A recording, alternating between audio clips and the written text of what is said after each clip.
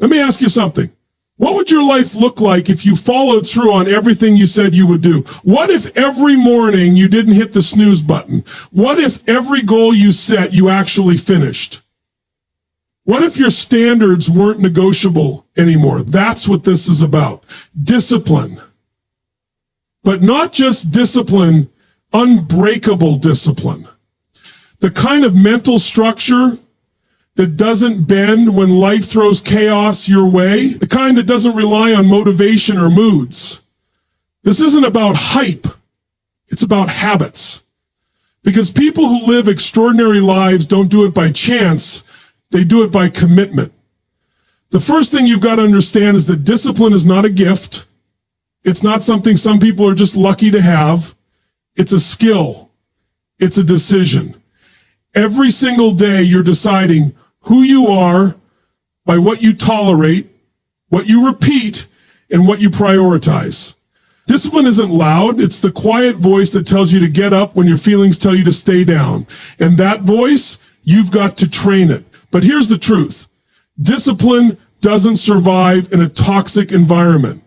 You cannot plant seeds of greatness in poison soil.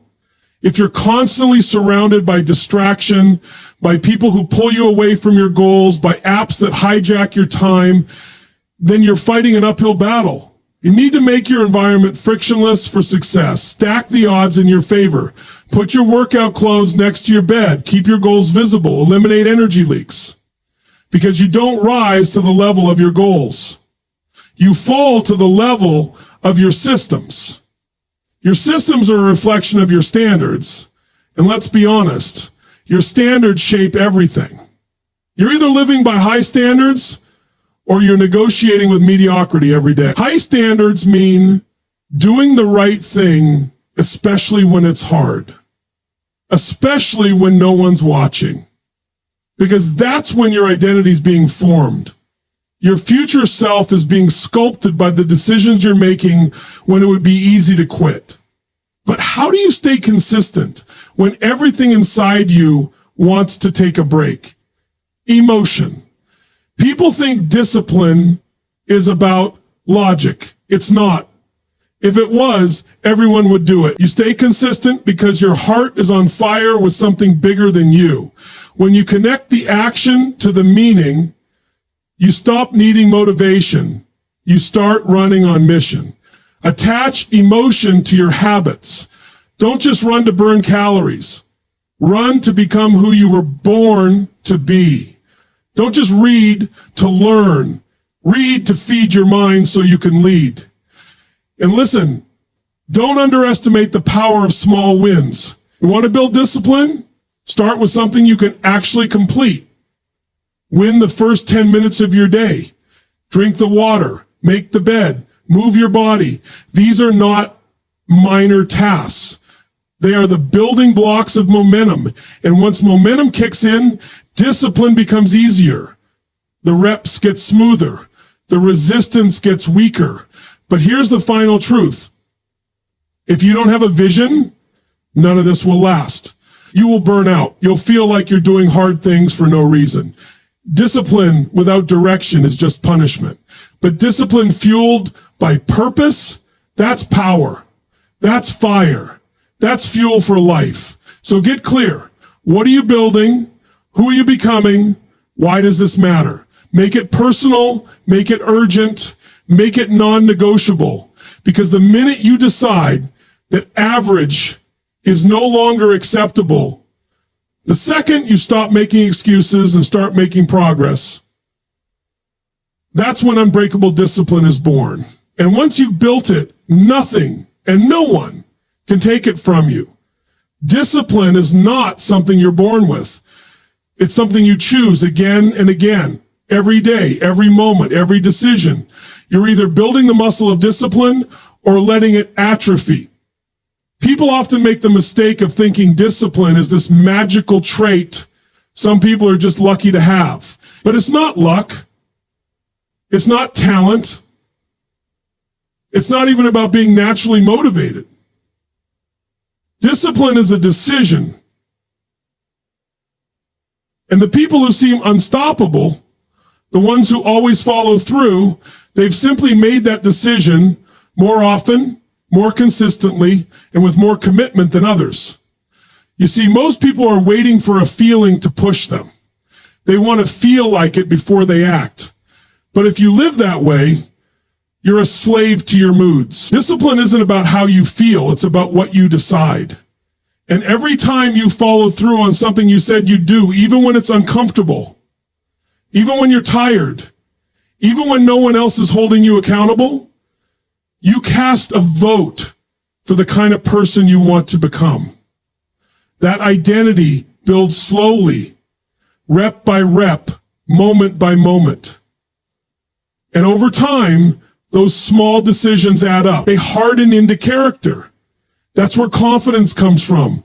That's where power comes from. Think about it. Every time you choose short-term comfort over long-term purpose, you weaken your relationship with yourself. But when you follow through, when you say, I'm going to do this, and you do it, you start to trust yourself on a deeper level.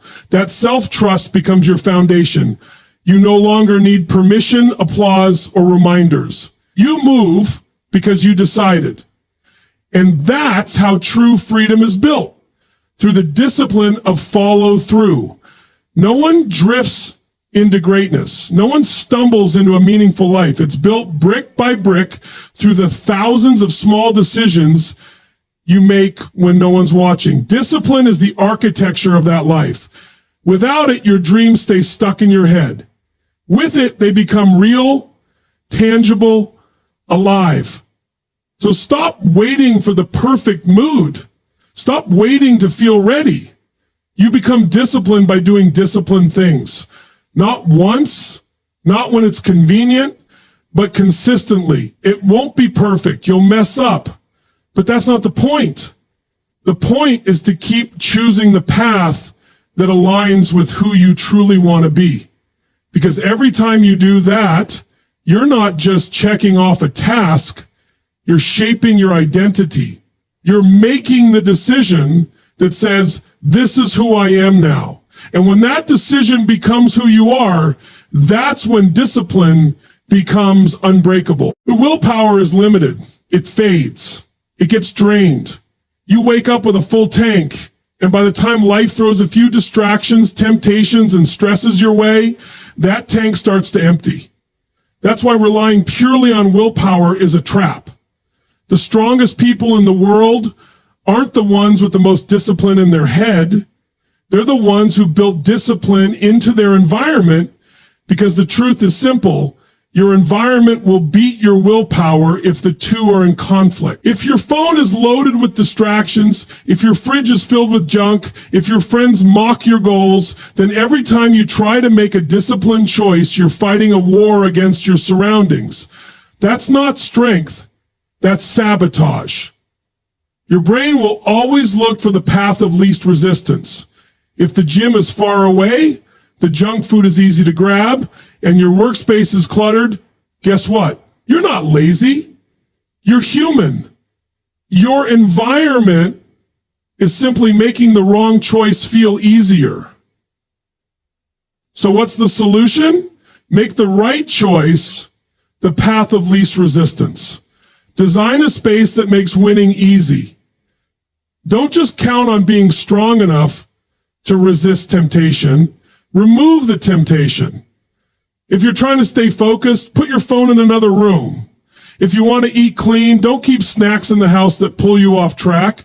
If you want to write, set up a distraction-free space where inspiration flows. Set things up so that the behavior you want becomes automatic. This is where most people miss the point. They think discipline is about pushing through struggle, but real discipline is about removing unnecessary friction. It's not about fighting harder, it's about preparing smarter. When you change what surrounds you, you change what influences you. And that means fewer battles, fewer excuses, and far more consistency. Also, people matter. If you surround yourself with individuals who normalize procrastination, excuses, or mediocrity, you'll absorb that energy. You'll pick up those habits unconsciously. But if you're around people who challenge you, who live what they preach, who raise the bar, then discipline becomes the default. You don't have to force it. You live it because it's the standard in the room. At the end of the day, you can have the strongest intentions in the world, but if your environment keeps pulling you back, those intentions won't last. So don't just work on yourself, work on what's around you. Discipline doesn't live in isolation. It lives in the systems, the people, the spaces that either align with your goals or destroy them. Choose wisely. Build intentionally. Because your environment will either hold you back or pull you forward. Your standards are the invisible force behind every result in your life. What you accept is what you get. What you tolerate becomes your reality. Most people think discipline starts with motivation, but it actually starts with standards. The line you draw in the sand that says, this is who I am, and this is what I will no longer accept. When your standards are low, you don't even need to fail. Your life will quietly drift into mediocrity. But when your standards are high and non-negotiable, everything changes. There's a powerful shift that happens when you stop treating discipline as something you try and start treating it as something you live. You begin to realize that how you do anything is how you do everything. If you cut corners in one area, it starts to bleed into other areas. If you're okay with being inconsistent in the small things, eventually you'll be inconsistent when it matters most.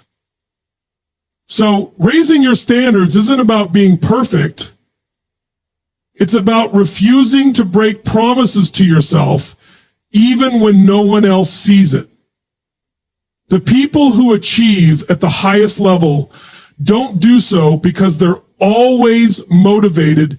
They do it because their standards won't allow them to settle. It's not about pushing harder. It's about accepting less nonsense from yourself. You stop negotiating with your goals. You stop giving yourself the option to quit. You don't miss the workout, not because it's easy, but because missing it is simply not who you are anymore. Every time you raise your standards, you redefine your identity. You're saying to the world and to yourself, I no longer operate at that level. I've upgraded. And once you believe that, your actions follow. Discipline becomes less about struggle and more about alignment. You're not fighting yourself, you're becoming yourself. But here's the real power. When your standards shift, so do your expectations. Not just for yourself, but for what you allow into your life. You stop allowing toxic energy. You stop surrounding yourself with people who drain you. You stop settling for good enough. And the universe has a way of meeting you at the level you demand, not the level you wish for. So if you keep accepting less than you deserve, you'll keep getting it. So ask yourself, what are you currently tolerating that's keeping you stuck? What low standard have you made comfortable? Because nothing will change until you raise that standard and make it non-negotiable. Discipline is born in that moment. The moment you say no more and mean it. The moment you stop hoping for change and start demanding it from yourself. That's when everything begins to shift. That's when discipline becomes part of who you are. Not because it's easy, but because it's the only level you're willing to live at anymore. People think that if they just understand the logic behind discipline, they'll suddenly be consistent. But discipline isn't born from logic. It's born from emotion. It doesn't come from what makes sense. It comes from what matters. Because at the end of the day, we don't take action based on what we know. We take action based on what we feel. You can know exactly what to do. You can have the perfect plan, the smartest strategy, the cleanest blueprint. But if your heart's not in it, you won't follow through. That's why the most disciplined people aren't necessarily the smartest. They're the ones who are emotionally connected to why they do what they do. They've tied their habits to something deeper, something personal. It's not about checking off tasks or grinding for the sake of grinding. It's about who they're becoming, what their future demands, and what it costs if they don't show up. That emotional connection creates fire. It gives purpose to the process and meaning to the pain. Think about it. When you've ever truly followed through in the gym, in business, in life, it wasn't just because it made sense. It was because it meant something. Maybe it was to prove to yourself you could do it. Maybe it was to show your family what's possible. Maybe it was to break a cycle that's haunted your bloodline. Whatever it was, it had emotion behind it. That's the fuel most people ignore. They look for motivation and forget to look inward. So if you're struggling with discipline, stop asking what you need to do. Start asking why you must do it. Why does it matter? What's at stake if you don't change? Who will suffer if you stay stuck? Who will rise if you finally break through? Get emotional about it. Feel the pain of staying where you are. Visualize the cost of living beneath your potential. Let it sting. Let it burn. Then use that burn to build something real. When you find a reason that moves you emotionally, discipline stops feeling like a chore. It starts feeling like a responsibility. You don't need to hype yourself up every day. The meaning does that for you. The vision takes over. Your heart leads and your habits follow. So don't chase discipline with your head. Connect with your heart. The mind will always find excuses. The heart finds a way. And when you build that bridge between what you do and why it matters, you don't have to force discipline anymore. It flows. It becomes a natural extension of who you are, driven by purpose, powered by emotion, and aligned with your highest self. One of the greatest lies people believe is that massive change comes from massive action alone. But in reality, it's the small, consistent wins, the little daily choices that build the muscle of discipline over time. Micro wins might seem insignificant in the moment, but they are the foundation of unbreakable self-control. Every time you do something small that aligns with who you want to become, you're not just checking off a box. You're casting a vote for your future identity. Waking up on time, making your bed, saying no to distractions, finishing that last set at the gym, sticking to your plan even when no one's watching. Those are the victories that matter, not because they look impressive to the world, but because they prove something to you. They reinforce the belief that you are someone who follows through.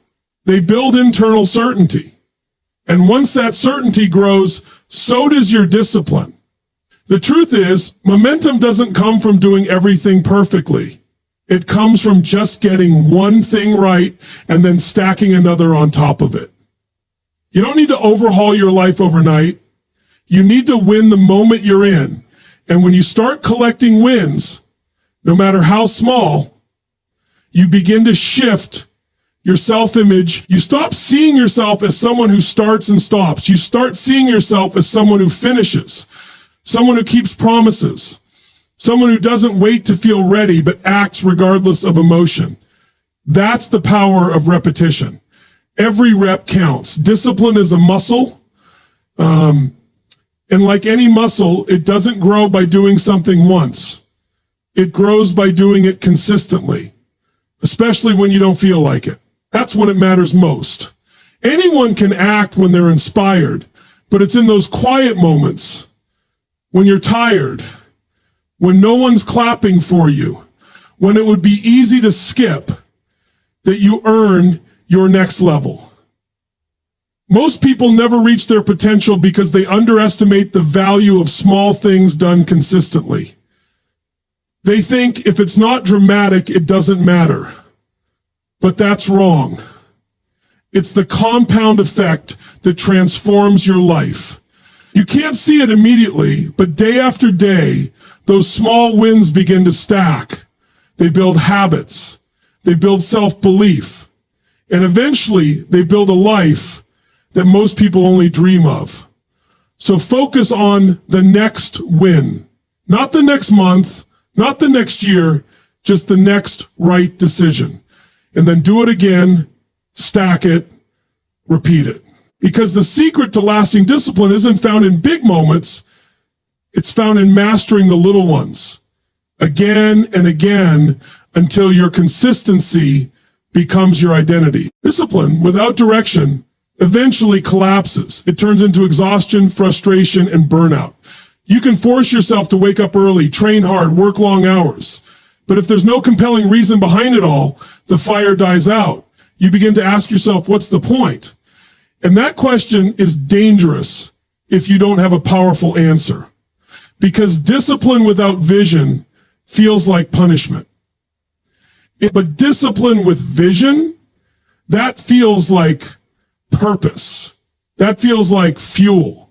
Most people think they struggle with discipline, but what they're really lacking is clarity. They're grinding day after day, doing the same routines, forcing habits, and pushing through, but there's no image in their mind of where it's all leading. That absence of vision creates internal conflict. You can only push yourself for so long on sheer will. Eventually, you need meaning. You need something bigger to pull you forward, something that excites you, scares you, and stretches you all at once. Vision gives your discipline a direction. It transforms I have to into I choose to. Suddenly, you're not working out just to work out. You're training for the future version of yourself. You're not saving money just to save. You're building freedom. You're not waking up early because someone told you to. You're doing it because your mission demands it. That kind of alignment makes discipline feel less like a struggle and more like a statement. I'm becoming who I was meant to be. But vision can't be vague. It has to be specific, emotional, and deeply personal. If it doesn't stir something inside you, it won't sustain you. You need to see it, feel it, believe in it before it ever exists. That emotional connection to your vision is what helps you stay grounded when life gets chaotic, when distractions hit, when results are slow, when you feel like giving in. Vision reminds you why you can't. And here's the truth most ignore. Without vision, even the strongest discipline eventually runs dry. You start going through the motions. Your habits become hollow. You show up, but there's no power behind it. And that's where people begin to break. Not because they're weak, but because they're disconnected. They're missing that inner why that makes the effort matter.